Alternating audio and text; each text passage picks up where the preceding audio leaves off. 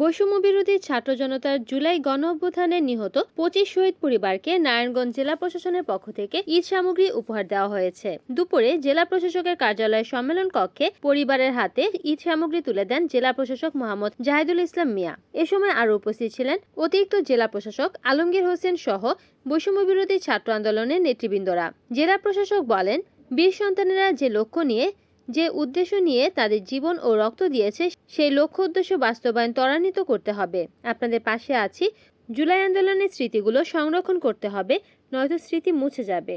আমাদের যে বীর সন্তানরা যে উদ্দেশ্য নিয়ে যে লক্ষ্য নিয়ে তাদের জীবন দিয়েছে, রক্ত ঝরিয়েছে, সেই লক্ষ্যগুলো সেই উদ্দেশ্যগুলো বাস্তবায়ন আমাদের জন্য সহজ হবে, ত্বরান্বিত হবে। আর উৎসব এমন একটি বিষয়, সেটি কখনো একা উদযাপন করা যায় না। আমরা যদি আমাদের এই 22টি পরিবার যাদের বিনিময়ে আজকে আমাদের এই যে জুলাইয়ের যে অর্জন, আমাদের যে বিজয়, যে গৌরব গাথা, তাদেরকে রেখে কালকে আমরা যে ঈদ উদযাপন করবো, এটি আসলে কখনোই আমাদের সম্পূর্ণ ঈদ হবে না। আমাদের যে উপহার, এটি আসলে উপহার হিসাবে খুবই সামান্য। আপনারা সেইভাবে বিচার করবেন না, আপনারা বিচার করবেন এইভাবে যে আমরা আপনাদের পাশে আছি।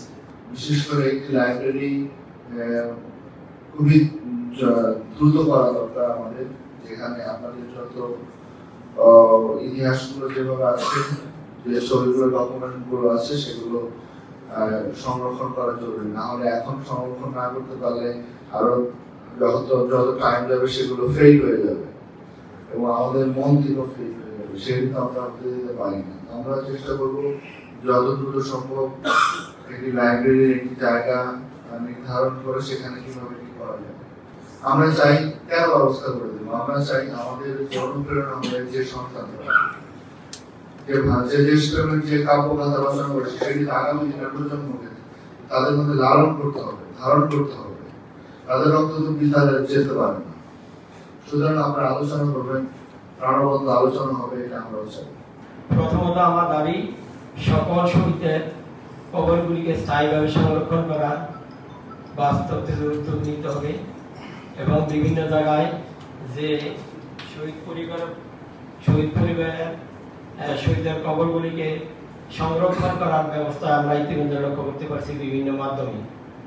সম্মানিত ডিসি মহোদয়ের নিকট আমার আকুল আবেদন, আমাদের এই কবরগুলিকে স্থায়ীভাবে দ্রুত সংরক্ষণ ব্যবস্থা করা হোক। কারণ আমরা বিভিন্ন জায়গায় আমাদের কবরগুলিকে পারিবারিক কবরস্থান না, যেহেতু সামাজিক কবরস্থান, এই কবরগুলিকে নিয়ে আমরা আশঙ্কিত আছি, যেহেতু প্রায় 10 বছরের কাছাকাছি চলে যাচ্ছে।